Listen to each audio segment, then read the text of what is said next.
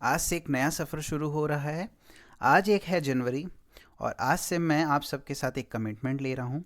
मैं हर दिन बिना ब्रेक डेली वीडियो अपलोड करूँगा और इस जर्नी में हम पूरा क्लास 12th का कॉमन सेक्शन थ्योरी कंप्लीट करेंगे, बिल्कुल जीरो से। अगर आप रेगुलर रहोगे, एक एक लेक्चर फॉलो करोगे, तो मैं इस बात की गारंटी देता हूँ कि आपको कहीं और जाने की ज़रूरत नहीं पड़ेगी। बस एक काम करना, चैनल से जुड़े रहना और इस जर्नी का हिस्सा बने रहना। धन्यवाद। तो आज हम स्टार्टिंग करेंगे बीएसटी से, और बीएसटी में हम सबसे पहला चैप्टर जो करेंगे वो है नेचर ऑफ मैनेजमेंट। ठीक है, नेचर ऑफ मैनेजमेंट के बारे में बात करते हैं। नेचर ऑफ मैनेजमेंट में सबसे पहला पार्ट जो आता है हमारा वो है मैनेजमेंट का।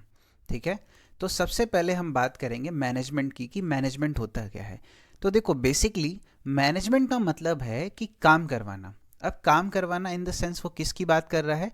लोगों की बात कर रहा है, जहाँ पे हम एक प्रोसेस क्रिएट करते हैं जहाँ पे हम लोगों से सारे काम को सही तरीके से कराते हैं। ठीक है, इसका मतलब ये एक प्रोसेस है जिसमें गोल अचीव करने के लिए हम लोगों को और रिसोर्सेज को सही तरीके से कंबाइन करके यूज़ करते हैं। सिंपल सा लॉजिक है, एक प्लान क्रिएट करो, उसे ऑर्गेनाइज करो, उसके लिए स्टाफ लाओ, डायरेक्ट करो और कंट्रोल करो, और ये प्रोसेस कंटिन्यूसली चलता रहेगा। मैनेजमेंट हर जगह होता है, school, hospital, business, home, government, सारी जगह होता है। मैनेजमेंट की अगर एक और बात करें तो मैनेजमेंट क्या करता है?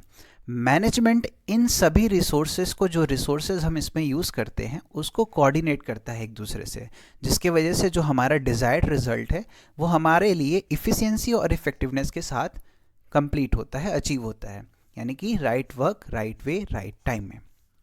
फिर कुछ की ऑब्जेक्टिव्स की बात करते हैं मैनेजमेंट में। जैसे सबसे पहला है कि मैनेजमेंट जो होता है वो ग्रुप गोल्स की बात करता है, यानी कि सब लोग मिलकर उस टारगेट को कंप्लीट करेंगे जो ऑर्गेनाइजेशन के लिए हमने सेट किया है। दूसरा, इसका एक मेन ऑब्जेक्टिव ये भी होता है कि काम के इफ़िशियंसी को इंक्रीज करना, यानी कि कम कॉस्ट में कम समय में बेस्ट आउटपुट लाना। ठीक है, मैनेजमेंट एक डायनामिक ऑर्गेनाइजेशन क्रिएट करता है, यानी का मतलब कि अगर मार्केट या टेक यानी किसी भी तरह के इन्वायरमेंट में कुछ भी चेंजेस आ रहे हैं तो उन चेंजेस के अनुसार मैनेजमेंट अपने आप को डेवलप करता है। नेक्स्ट क्या है? Developing people. कैसे? ट्रेनिंग देके, मोटिवेशन देके और ग्रोथ करके उनका। फिफ्थ क्या है? Balance objective. कैसे? एम्प्लॉय को, कस्टमर को और प्रॉफिट को और सोसाइटी को, इन चार लोगों को बैलेंस करके वो अपने अपने ऑब्जेक्टिव्स को बैलेंस करके चलता है। ठीक, नेक्स्ट देखते हैं मैनेजमेंट के कुछ फीचर्स। जैसे सबसे पहला है गोल ओरिएंटेड। सिंपल सी बात है, अगर आप कोई गोल अचीव नहीं करना चाहते तो आप मैनेजमेंट क्यों करेंगे? तो हर एक ऑर्गेनाइजेशन का जो टारगेट होता है वो फिक्स होता है, और इसी फिक्स टारगेट के लिए जो है वो हम मैनेजमेंट करते हैं। फिर मैनेजमेंट कहता है कि परवेजिव है हम, यानी कि हर फील्ड में तुमको मैनेजमेंट देखने को मिलेगा, चाहे वो तुम्हारा डेली रूटीन हो, चाहे वो तुम्हारा डेली लाइफ हो, चाहे वो छोटा ऑर्गेनाइजेशन हो, चाहे बड़ा ऑर्गेनाइजेशन हो, तुम्हें हर जगह मैनेजमेंट देखने को मिलेगा, दैट इज़ परवेजिव। फिर मैनेजमेंट जो है वो एक मल्टी डायमेंशनल प्रोस्पेक्ट या कॉन्सेप्ट कहलाता है। इसका मतलब कि हम यहाँ वर्क का भी मैनेजमेंट करते हैं, पीपल का भी मैनेजमेंट करते हैं और ऑपरेशन का भी मैनेजमेंट करते हैं। इसका मतलब कि वर्क को, किस टास्क को किस तरीके से कंप्लीट करना है, किस एम्प्लॉय को कौन सा काम करना है, किस पोजीशन पे काम करना है, और दूसरा ऑपरेशन में प्रोसेस और रिसोर्सेज की बात करते हैं। ठीक है, मैनेजमेंट एक कॉन्टिन्यूस प्रोसेस है। इसका मतलब ये डेली साइकिल चलता रहता है, ये कभी ना रुकने वाला, ये एक ऑन गोइंग प्रोसेस है। मतलब कि ये हर साल चलता रहेगा, हर फील्ड में चलता रहेगा, हर डिपार्टमेंट में चलता रहेगा, जब तक हमारा गोल अकम्प्लिश ना हो जाए। और गोल अकम्प्लिश होने के बाद भी एक नया गोल क्रिएट होगा जिसके लिए हम फिर से मैनेजमेंट करेंगे। फिर ग्रुप एक्टिविटी टीम के साथ ही पॉसिबल है। डायनामिक फंक्शन का मतलब इन्वायरमेंट चेंज हुआ तो मैनेजमेंट भी अपने आप को क्या कर लेगा? चेंज कर लेगा उस इन्वायरमेंट के अकॉर्डिंग।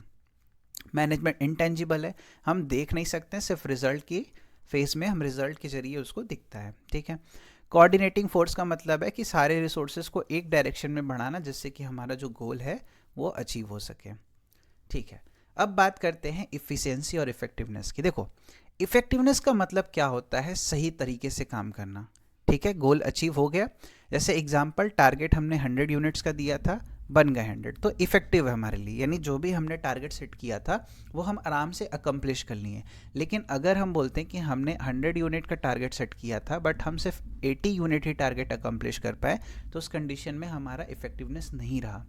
दूसरा एफिशिएंसी कहता है राइट वे, सही तरीके से काम करना, यानी मिनिमम रिसोर्स के साथ हम मैक्सिमम आउटपुट वहाँ पे बनाते हैं। जैसे एग्जांपल हम देते हैं 100 यूनिट बनाया हमने बट वेस्टेज कुछ भी नहीं हुआ हमारा, जिससे कि हम कहेंगे कि मैनेजमेंट एक इफ़िशिएंट प्रोसेस के साथ चल रहा है हमारा।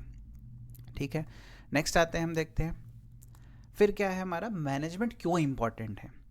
तो मैनेजमेंट हमारे गोल्स को अचीव करने के लिए इम्पॉर्टेंट है, हमारे इफ़िशिएंसी को इंक्रीज करने के लिए इम्पॉर्टेंट है, जिसमें हमारा टाइम, मनी, मैन पावर लगता है, कोऑर्डिनेशन क्रिएट करने के लिए इम्पॉर्टेंट है, जहाँ पे हम डिपार्टमेंट्स को जोड़ते हैं, किसी भी तरह के इन्वायरमेंट में चेंज जो आते हैं उनको हैंडल्स करने के लिए हमारे लिए मैनेजमेंट इम्पॉर्टेंट है, स्टेबिलिटी प्रोवाइड करने के लिए इम्पॉर्टेंट है, जिससे कि मैनेजमेंट में एक सिस्टम और डिसिप्लिन बना रहे, सोसाइटी के लिए इम्पॉर्टेंट है, जिससे कि हम ग्रेट आउटपुट के साथ एक क्वालिटी प्रोडक्ट और जॉब्स और ग्रोथ और एम्प्लॉयमेंट जनरेशन, ये सारी चीज़ों को प्रोवाइड कर पाएँ।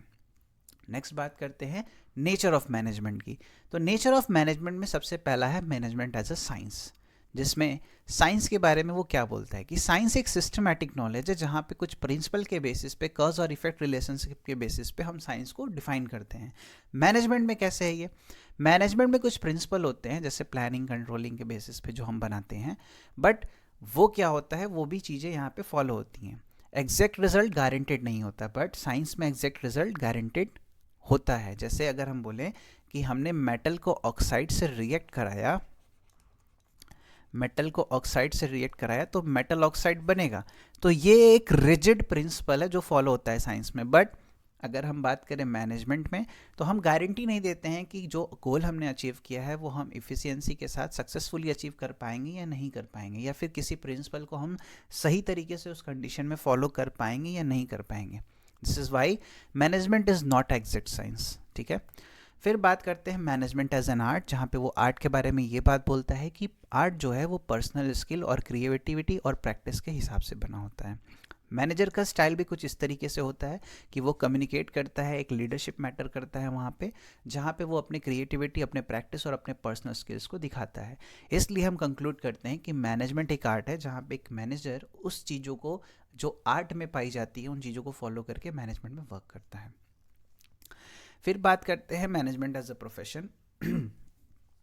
प्रोफेशन में क्या होता है, देखो specialise knowledge, training degree, ethical code और एसोसिएशन। देखो ये सभी चीज़ तो पाई जाती हैं, बट एसोसिएशन की अगर हम बात करें तो मैनेजमेंट का कोई भी एसोसिएशन नहीं होता जो डायरेक्टली तुमको मैनेजर बना दे। दैट इज़ वाई कि एक स्ट्रिक्ट लाइसेंस पाई जाती है, कंपलसरी मेंबरशिप नहीं मिलती है यहाँ पे, इसीलिए इसको कहते हैं कि ये एक इमर्जिंग प्रोफेशन है, not a full flash profession. समझे बात को, यानी कि स्पेशलाइज नॉलेज के साथ हम काम करेंगे, कुछ ट्रेनिंग एंड डिग्री मिल जाएगा, एथिकल कोड को फॉलो करेंगे, बट डिग्री कौन देगा कि आज से हम वो बन गए, मैनेजर बन गए। तो इसका कोई भी अब तक एसोसिएशन नहीं बना, इसलिए एक इमर्जिंग प्रोफेशन में भी ये फ्यूचर में हो जाए।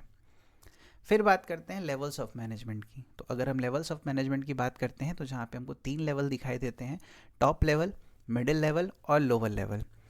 टॉप लेवल में सीईओ, डायरेक्टर्स जिनका काम होता है पॉलिसी, विजन डिफाइन करना, लॉन्ग टर्म डिसीजन लेना। Middle level managers, department heads जिनका काम होता है प्लान को इम्प्लीमेंट करना और कोऑर्डिनेट करना। लोअर लेवल सुपरविजर और फोरमैन जिनका काम होता है कि डे टू डे वर्क पे और वर्क हैंडल्स, ये सारी चीज़ों को पूरा करना। ठीक है, क्लियर है, आगे चलते हैं। फंक्शन ऑफ मैनेजमेंट की बात करते हैं तो फंक्शन ऑफ मैनेजमेंट हमको कुछ इस तरीके से दिखता है, POST, पोस्ट सी। इसका मतलब क्या होता है, पहला प्लानिंग, क्या करना है, कैसे करना है और कब करना है। ऑर्गेनाइजिंग, रिसोर्सेज को अरेंज करो, स्ट्रक्चर क्रिएट करो। स्टाफिंग, सही आदमी लाओ, सही जॉब दो उसको। डायरेक्टिंग, गाइड करो उनको, मोटिवेट करो और लीड करो ताकि काम को सही तरीके से किया जाए। कंट्रोलिंग में चेक करो, कंपेयर करो और करेक्ट करो, अगर कुछ गलतियाँ हुई हैं, कुछ डेविएशन हुई है तो उनको करेक्ट करो। ठीक है, एकदम शॉर्ट में। फिर बात करते हैं रिवीजन की लास्ट। मैनेजमेंट का मतलब क्या आता है कि गोल अचीव करना थ्रू अदर्स। नेचर क्या है, गोल ओरिएंटेड है, कॉन्टिन्यूअस है, डायनामिक है, कोऑर्डिनेटिंग है, इंटेंजिबल है।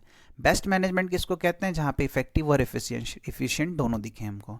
साइंस, आर्ट और इमर्जिंग प्रोफेशन मैनेजमेंट का नेचर होता है। लेवल में टॉप, मिडिल और 3 लेवल होते हैं, टॉप, मिडिल, लोअर। फंक्शन में POSD यानी planning, organising, staffing, directing, controlling. अगर लेक्चर अच्छा लगे, क्रक्स लगे, आपको समझ में आया तो चैनल को सब्सक्राइब करिएगा और मुझे बताइएगा कि अगर मैं कुछ इम्प्रूवमेंट कर सकता हूँ इन चीज़ों में तो आप ज़रूर कमेंट में इन चीज़ों को बताइएगा। ठीक है, 1 जनवरी है, ये फर्स्ट क्लास है मेरा 2026 का, और मैं चाहता हूँ कि आप मुझसे जुड़े रहें और इन चीज़ों को मैं आगे ले जाऊँ, जिससे कि आपका जितना भी थ्योरी सब्जेक्ट है वो एक क्रक्स फॉर्म में सबका सब कंप्लीट हो सके। Thank you.